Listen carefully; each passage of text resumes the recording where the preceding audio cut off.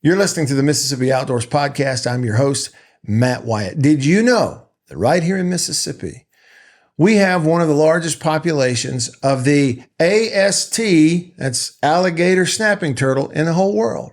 We're going to learn about it today with Luke Pearson from the U.S. Fish and Wildlife Service. Mississippi Outdoors is sponsored by Entergy Mississippi. Entergy is building a stronger and cleaner grid to power a brighter future and protect our great outdoors for generations to come. You're listening to the Mississippi Outdoors Podcast. I'm your host, Matt Wyatt. And today, wildlife biologist at U.S. Fish and Wildlife, Luke Pearson. Luke, welcome to the show. Well, thank you very much. And I started to make a joke, but I couldn't quite put it together in my head. And this is Michelangelo or Donatello or one of the Ninja Turtles, but it's not. We've just got a great big snapping turtle shell here on the table. What is this? So this is one of our alligator snapping turtles that are found in Mississippi. This particular individual was caught by a fisherman just north of Natchez. Okay. When I got it, it was dead, but full body, weighed about 99 pounds. Wow. Which for this species, that's almost 100% going to be a male. Okay. Yeah. That's typical 100-pound snapping turtle? Yes, no? Depends where you are in the state, it turns out. In the Delta, a lot more likely to start running into these quite large alligator snapping turtles. But on the coastal rivers, the Pascagoula, the Pearl, the Tom, Big V. Yeah. You're really not going to find too many turtles that are over 100. Over 100. Yeah. Is that an age thing? Or is it environment or? We don't know. Don't know. We think that, at least I think, it's probably environmental. I think that our coastal rivers aren't as productive as the Mississippi River is. So productive Mississippi River, productive Yazoo River, they're maybe eating a bunch of corn. This one had corn in its belly. Okay. It also had boiled red potatoes, and it had some the tails of buffalo fish. So it had a good Easter meal before it died. It sounded like somebody was getting ready to boil it. Yeah, it was caught on Good Friday, right before Easter. So I think it had someone's Easter meal that they dumped into the river. But we think it's productivity. Mississippi River, super productive, lots of food, bigger turtles, they grow faster. That's what we think. Coastal systems, not as much food, not as high productivity, slightly smaller turtles. Yeah. Alligator snapping turtle. I saw that the AST acronym earlier. Yes. I was kind of looking at that. I guess that's the language you speak with those that are doing research. AST means alligator snapping turtle. AST means alligator snapping turtle, and most people will say CST for the more common species, the common snapping turtle, but it's whatever we want to call them. Okay, so all right there, what would be the difference between alligator snapping turtle and common snapping turtle? Good question. So alligator snapping turtles are bigger. As you can see on this one right up here, they have 3 really large ridges called keels on the carapace, on the top shell. Did you say keel? Keels. Like the keel of a boat? Like a keel of a boat, yeah. Okay. So instead of having 1 keel or 2 keels like a catamaran on a boat, these guys have 3. Okay. The 3 big ridges down the back. Their heads are more triangular with the eyes lateral. Okay. So it means if you look at the top of their head, you're not going to see their eyes. But if you look at the top of the head of a common snapping turtle, it's more rounded. You can see the eyes from the top. These guys have a really big hooked beak. So their upper beaks are just these giant, pointy, sharp ends. When they open their mouth, it's substantial. Okay. Commons, when they open their mouth, it kind of looks like they're smiling at you. So it's a little bit different. These guys have slightly long necks when they're smaller. But common snapping turtles, if you ever encounter one, you pick one up and then they have this incredibly long neck and they strike really fast. Right. Yeah. Like scary fast. Like lightning speed. Yeah. It is not an alligator snapping turtle. Okay. These guys are much slower. If it's a lightning speed strike, you're dealing with common or eastern snapping turtles. Okay. The common or eastern snapping turtle, Yeah, do they get this big? No. No. I mean, they can get large in the northern United States. Okay. Down here, a big one down here is like 25 pounds. What about the northern United States makes those get so big? So there's, with turtles, and I'm not super familiar with this, but with turtles, for some reason, northern latitudes allow for turtles to get bigger. I forgot exactly what that theory is called, but up there they can get, I think the record is, God, I want to say it's in the 90s. Okay. For a common snapping turtle. Like an eastern snapping turtle. Okay. But down here, 25, maybe 30 is a big one. And it could very well be that they're not in the best habitats. Why? Yeah. Because you have 100-pound monsters that are pushing them out of the places that they want to be. I see. A little more competition. A lot more competition. Okay. Yeah. All right. That makes sense. Yeah. So in terms of competition, you mentioned what was in this one's belly. Yes. So fishtails, so it had been, I guess, catching live fish and eating them? So those fishtails were cut. Oh, they were perfect cuts. Okay. It makes me think that someone had buffalo for a fish fry for their meal, and those got tossed in. But unless the people were also eating gar, there were gar scales in its belly as well. Okay. So they do eat fish, but they can lure them with their little tongue lure that they have. But generally they're more scavenger kind of foraging style of eating. Hence the thrown away red potatoes and corn and things like that. Whole red potatoes, corn on the cob, big corn on the cob too. Just inhaled. Yeah. Swallowed it whole. Swallowed them whole. How about that? We were very confused when we pulled out red potatoes and we were like, what kind of new fruit is this? We've never seen this before.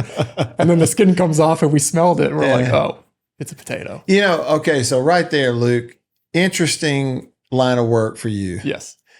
A line of work that involves, at times, what's on the inside of a turtle's stomach, and you may have to even get in close and intimate and smell it just to see what it is. Sometimes. Did you grow up thinking, one of these days, I'm going to be checking the inside of a turtle's stomach? No, definitely did not think that. No, I thought I was going to be a computer programmer and make video games. Oh boy, that's a big difference. And then I got into a programming class and I was like, whoop, nope, this isn't for me. Not for me. I need to be outside. This is hard. So moved on to the wildlife track. That's cool. Yeah. What about, okay, before I get to the trapping part of it and questions about what that's like, just in terms of the alligator snapping turtle and maybe even the common snapping turtle, their value to our sort of ecosystem here in Mississippi. Like, what good are they? Why are they here? Why do we need them? Why do we need to know what they're doing? So all good questions. So turtles as a whole are really important to our ecosystem. They are pretty much the vultures of the waterways. Okay. So when you think of turkey vultures, black vultures sitting there eating all the raccoons and skunks and everything else that gets hit on the road, what would happen if you didn't have vultures? It would be nasty. It'd be a mess. It'd be a mess. Turtles, they do the same thing, but they're in the waterway. A lot of people think that they predate a bunch of fish and they can destroy ponds and lakes. And really, they're not that fast. They're not really that good at catching fish, but they're really, really good at eating dead stuff. We've seen 12-foot alligators that were dead floating with gnaw marks from alligator snapping turtles, like things that are going to clean up the system. Alligator snapping turtles will do that. Because they're cold-blooded, they're ectotherms, they can actually have a bunch of biomass within the environment. That just means that per area, spatial area, there can be a lot of them because they're ectotherms. They don't need to burn extra energy to heat themselves up. So they put all that energy into growth. They put all that energy into reproduction, which means all of a sudden you have 100, 200, 800 turtles per hectare versus one deer per 600 acres. Yeah. So you can have incredible biomass. So now you have incredible biomass eating all the dead stuff, eating all the sick and dying fish. And just generally cleaning up the ecosystems. So they're really important. How about that? It's like nature's vacuum almost. Yeah, they will eat anything that they can put get in their mouth. Okay. Anything. So kind of a weird next question, but related. Are they edible then, safe, for humans to eat? So historically, they were eaten big time commercially. Okay. They were eaten commercially, actually, alligator snapping turtles specifically. It switched over back in about it really switched heavily about in the 70s because prior to the 70s, green sea turtles were the major commercial food source. But when they got protected under the U.S. Endangered Species Act, what's the next biggest turtle that was still legal? Yeah, alligator snapping turtles. So there are Campbell's Soup Company had major factories in New Orleans and Memphis that would can alligator snapping turtles for food. Wow, I did not know that. Oh yeah, so like Louisiana harvested a lot, even into the 80s and 90s commercially. There was a turtle harvester in Mississippi, Otis Terrell Overland. There's a YouTube documentary on him. Saying that every year by himself, he would catch 1,000 alligator snapping turtles out of one stretch of creek every year. Wow. In the 60s and 70s. 1,000 a year. 1,000 a year. That's what the biomass that we're talking about. Yeah. That's what used to be here. 1,000 turtles they a were year everywhere. By one person. Yeah.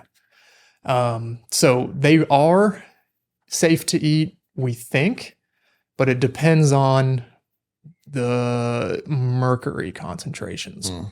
We found that in certain locations, not necessarily in Mississippi, we're still working on that, but in certain locations and other parts of their range, the mercury can be well above the safe consumption for humans. I see. Yeah. As far as the numbers and population and endangered or not, where does the alligator snapping turtle stand? So right now, alligator snapping turtle is proposed as threatened by the Fish and Wildlife Service, the United States Fish and Wildlife Service. So what that means is that they don't have any formal federal protection yet. It's just that the U.S. Fish and Wildlife Service has said, we believe based on the data, the species status assessment that was done, that populations are not doing good and they're projected to decline in the future. They should be listed as threatened under the Endangered Species Act. They're listed as state protected in every single state except for Louisiana and Mississippi. Okay. Yeah. What would be the reason, or are some of the reasons that have kind of overall, according to U.S. Fish and Wildlife, put them in that, hey, numbers are down, or this is something to keep an eye on, or potentially endangered? Why? Like what would cause that?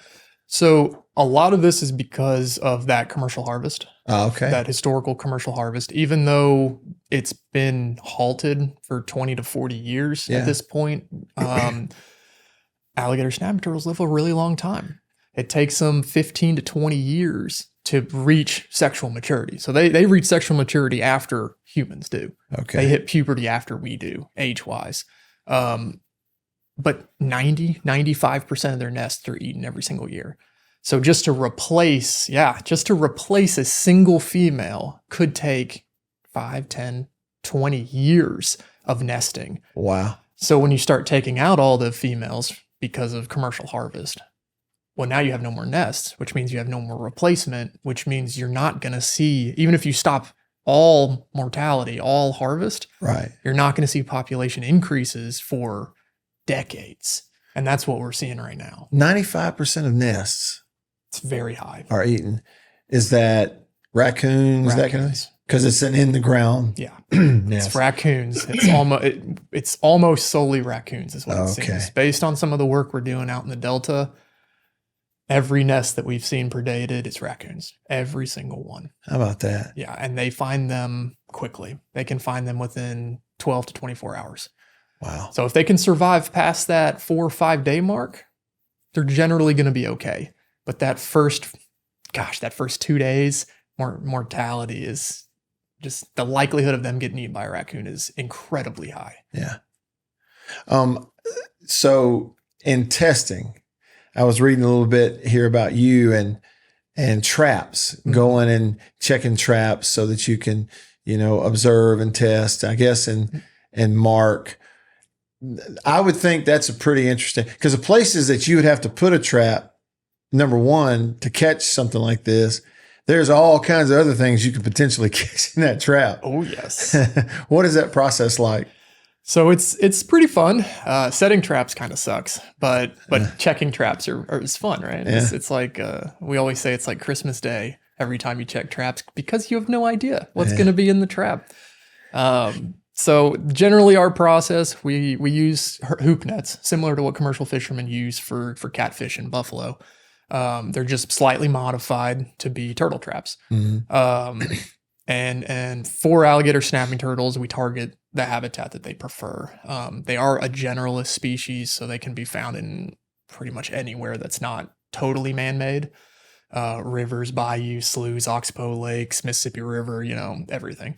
But they really like woody debris.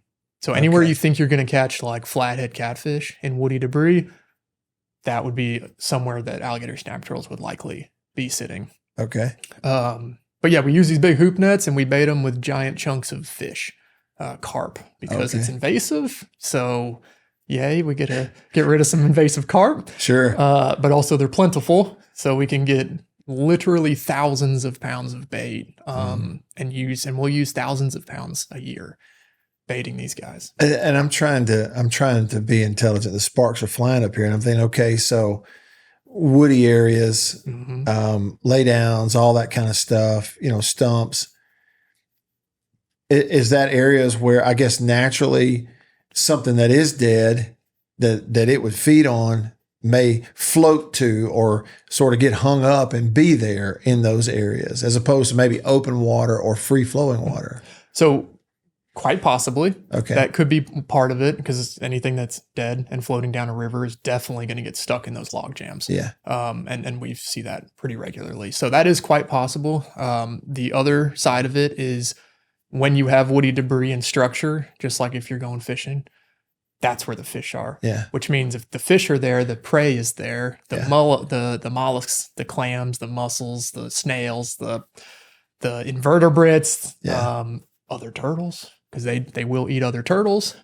Everything is usually hanging out in those areas versus in the middle of the river where there's a bunch of current and no protection. Mm-hmm. So they really like that kind of stuff.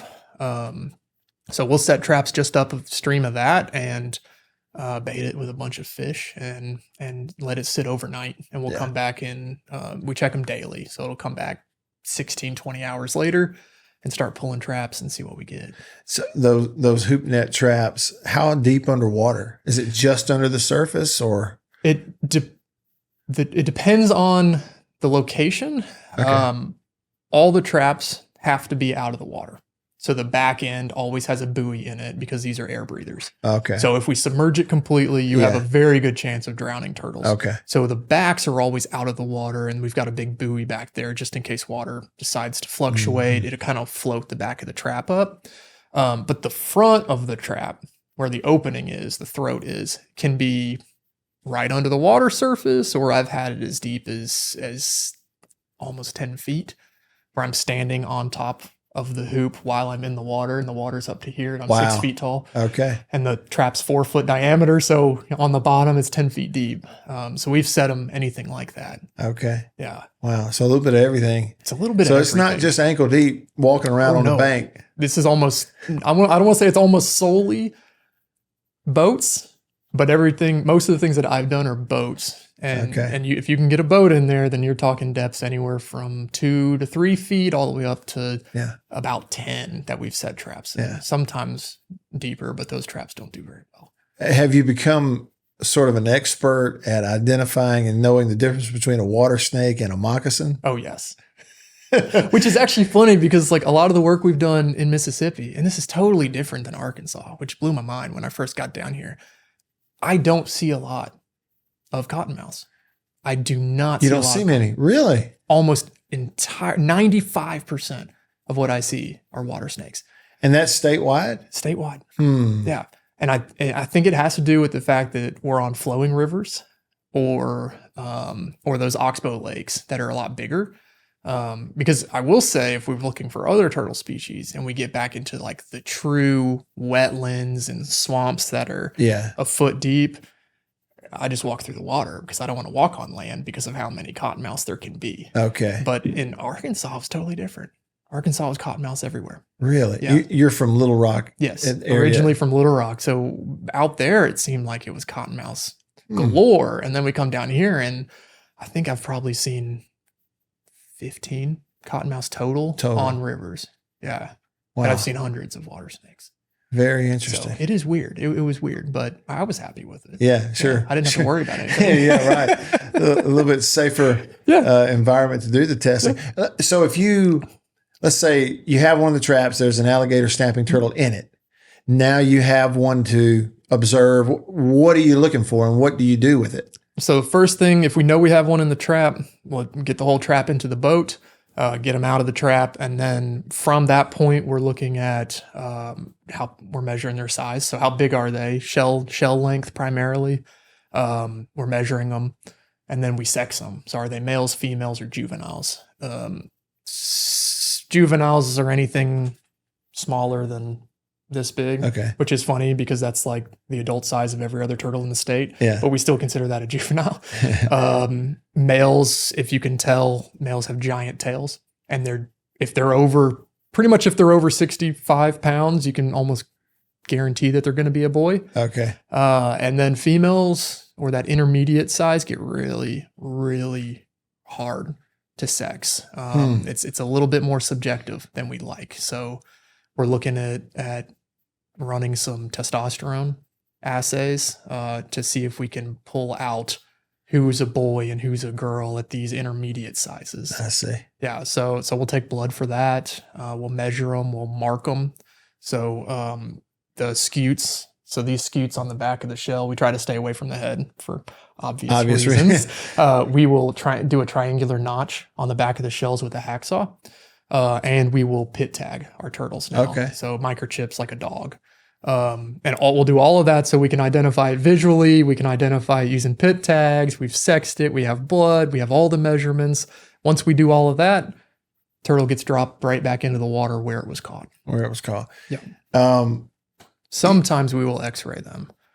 We've got a new x-ray. To what? See what's in a stomach, or? Yeah. So we're starting a metal detector and x-ray to see if we can detect hooks that have been eaten by turtles. And then x-ray is to confirm that our metal detector is acting properly. And if we do get a hit, what kind of hook is it? Where is it? If it's during April, early May, we'll x-ray females to see if we can get egg counts. Okay. Yeah. That's fascinating. It is. It's fun. It's interesting, and I'm sure it is fun. And then I think there's probably some people who go, wait a minute. All I've ever heard is a snapping turtle in the blink of an eye will take off a thumb, will take off a finger or a toe or two. How can that possibly be fun? Have you ever encountered, Oh, yeah. You've gotten snapped? Oh, yeah. I knew this was going to come up. You knew it was coming? Oh, definitely. Oh, yeah. Scars? You still got all 10 fingers? I got all 10 fingers, which is a miracle. I have 2 scars on these 2 fingers. Okay. So you can kind of see them. Just the hairline. Yeah, I do. Yeah, I see that. Yeah, so both of those were my worst bites. One was not that big. One was maybe 15 pounds on one. Just got me really good. Yeah. And that was someone handing a turtle to me. So that was a little bit of a mistake there. Okay, and no one's fault. Handing it to you and you're reaching. Yeah, so and she did a proper job of handing it to me, and I grabbed it properly. It just so happened that when I grabbed it. Is there an official way to hand a turtle to someone? Handing an alligator snapping turtle to somebody is one of the riskiest things you can do. Yeah. So we always try to pay attention when you're doing it. So obviously it's head away from somebody.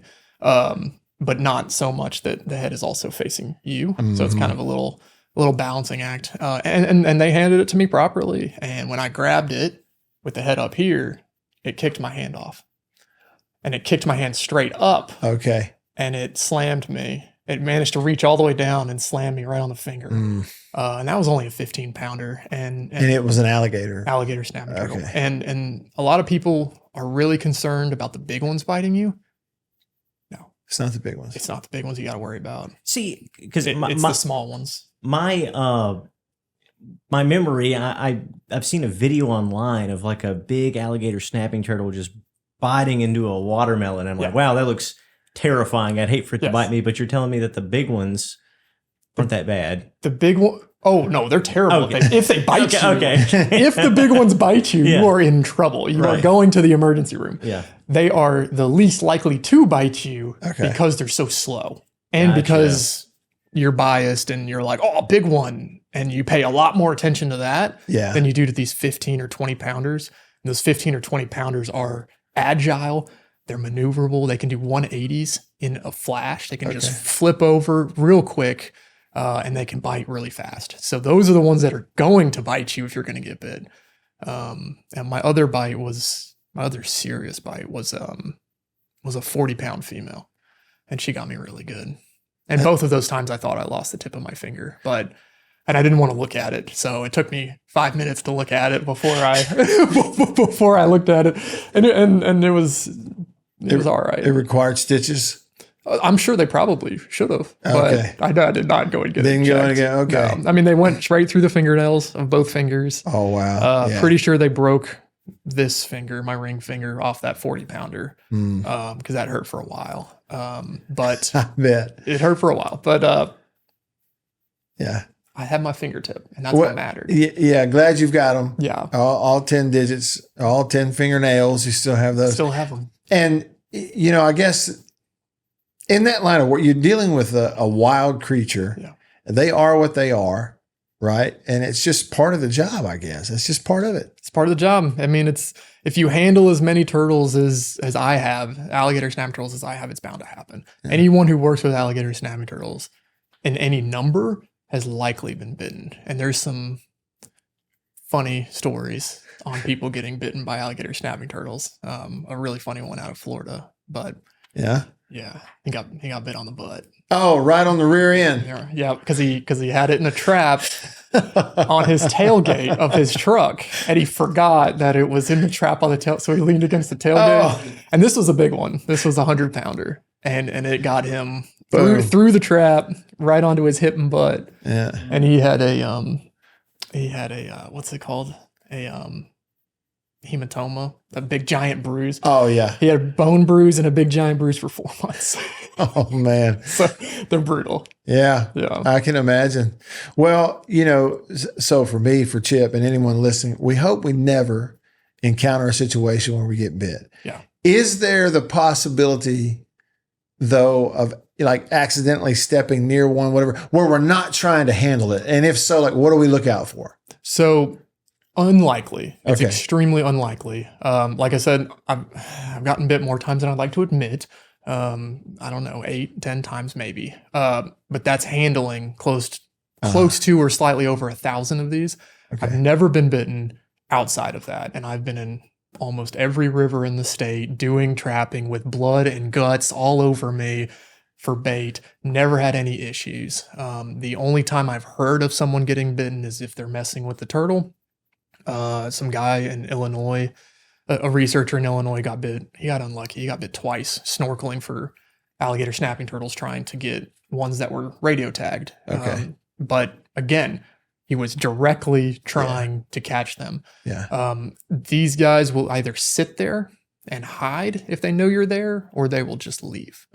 So if you're swimming, if you're walking around, the likelihood you'll ever encounter one of these is very low. Okay. Yeah. I guess the last question for me, do you ever like get a call or take a call from, say, a landowner or a pond owner or something and say, hey, I've got a giant or a big, snapping turtle here. I don't want it here. Come get it. I mean, do you ever hear those kinds of things? Occasionally. This has actually happened recently. Central Mississippi Turtle Rescue has actually gotten a call recently from a landowner near Mendenhall. Okay. Which you think is the Strong River, but it's actually headwaters of the Bowie River that has had a couple of these on his property. And unfortunately, if you have a pond and you have turtles in there that you want to get rid of, there's a process that you can go through to get rid of them. MDWFP can give out the nuisance animal permits. Yeah. So you can go through that process. But once you remove turtles out of a pond, more turtles are going to come into the pond. Yeah. So it's kind of like you can remove them, but you're just going to get more. Unless you fence off the entire pond, you're going to get them. And I've seen photos of turtles climbing up chain link fence, 6 feet up chain link fence. So I've seen that too. So it's more of you have to live with it. Mm-hmm. And you just have to realize that they're there. They're going to be there. They're not killing all the fish in your pond. Not necessarily these guys, but the eastern snapping turtles will most definitely eat domestic ducks and ducklings. So you kind of take that into consideration. But really, it's part of life down in Mississippi. Yeah. Yeah. Well, which, from a wildlife standpoint, it is a really interesting place down in Mississippi. A little bit of everything, including a 100-pound snapping turtle. Good Friday. On Good Wasn't Friday. So good for him, was it? It was not good for him. I don't remember when that was. 2018, I want to say it was. Not that long ago. Yeah. Okay. Oh no, not that long ago. I got one last question. Are alligator snapping turtles, are they unique to this part of the world? Yes. So alligator snapping turtles are unique to this part of the world. They are only found in Gulf Coast, Gulf of Mexico drainages. So they're only found in rivers that drain into the Gulf of Mexico, period. There are no known records of those any draining into the Atlantic. They are the only turtle in the world that or the only, I guess, technically group of turtles now, because there's 2 of them, 2 species, that have tongue lures. So they literally evolved a tongue that can lure and look like a worm to attract food.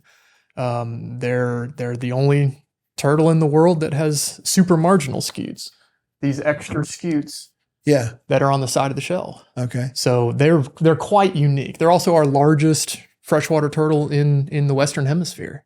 So they're substantial. They are unique and awesome. And Mississippi has some of the highest populations in the range. So we're actually really lucky that we get to have so many of these still. Yeah. Well, it's really fascinating. Makes me feel kind of special. Or at least Mississippi feels kind of special. Right. And I think there's just a natural, with us, with people, there's a natural fascination because the alligator snapping turtle gets so big. It gets big. And so the bigger, the more oohs and ahs I think he brings. It's just really fascinating. I mean, they can get big. The Mississippi record is supposedly in the 190s. Wow. Texas 3 years ago got a 210, confirmed 210-pound alligator snapping turtle. Yeah. Wow. So I wish. Biggest I've got is 147. Yeah. I've seen 1 or 2 pictures off of social media that even I was like, that's a big turtle. That's bigger than I've ever caught. Mm-hmm. Maybe 170s, 180s, usually out in the Delta. Yeah. So I mean, they are impressive. 210. How long would that be? I'm trying to think, because that's more than I do. It's, twice the weight of this one. Yeah. So it's this one's about 60 centimeters, I think, is the length of this. So it's about I think they maxed that one out at close to 80 centimeter length. So shell up to there. And then a little wider, I guess. Yeah, be a little wider, a little taller. Yeah. So like volume, mass grows 4 times and length grows 2 times. Okay. So it's an exponential curve. Yeah. So if you double your length, your mass goes up by 4. Yeah. So it's I wish. My whole goal for my whole time I've been in Mississippi is to catch a turtle that weighs as much as me. I've not gotten there yet. Not yet. Or I got to drop about 40 pounds. You keep getting in that neck deep water covered in fish guts, and eventually it just might happen. Over in the Delta, maybe. In the Delta, maybe it'll happen. In the Delta, we're one of our sites is really, really close to a location that that 190 came out of. Yeah. And it is a very unique site for Mississippi, for the country, really, in that the number of very large turtles that come out of there is impressive. Yeah. That's pretty cool. Well, and I'm not an expert on either, but it sounds much more interesting to me than programming video games, Luke. It does. I think you chose the right one. I think I did too. How else would you get paid to go out and drive a boat, catch turtles, hang out with hang out with alligators and just work on the rivers of Mississippi. Outside. I thought that as you were describing it. There's some little kid listening right now, and he or she's going, wait, time out, hold on. He gets paid to go and do this? Oh, yeah. So somebody is listening thinking, all right, I'm going to do what Luke does. Yeah. I mean, I had no idea. I mean, my parents they were not born here. My mom is from England. My dad's from South Africa or Zambia. So it's like, I thought there was no way that anything like this would happen. And that's why it's like, a lot of people are like, oh, you want to work with animals, be a vet. Yeah. It's like, no, you can work with the animals and do other things. You can work with black bears or deer or herps, our reptiles and amphibians, and get paid to do it. And I was lucky to get a job with alligator snapping turtles in Southern Illinois. And I got paid for 5 months. I got paid to kayak around and track alligator snapping turtles. Wow. And that's when I realized, man, I can get paid to do this? This is awesome. Yeah. Well, it is awesome. And it's awesome to get to hear you talk about it, learn a little bit, just scratching the surface of sort of what you've learned over the years. Appreciate you bringing him in, or what's left of him. What's left of him. Yeah. And Luke, just thanks again. It's great to talk to you. Yeah, it was great. Thank you for having me. Yep. He's Luke Pearson, wildlife biologist at U.S. Fish and Game, here on the Mississippi Outdoors Podcast. Thanks for listening, and we'll see you outdoors.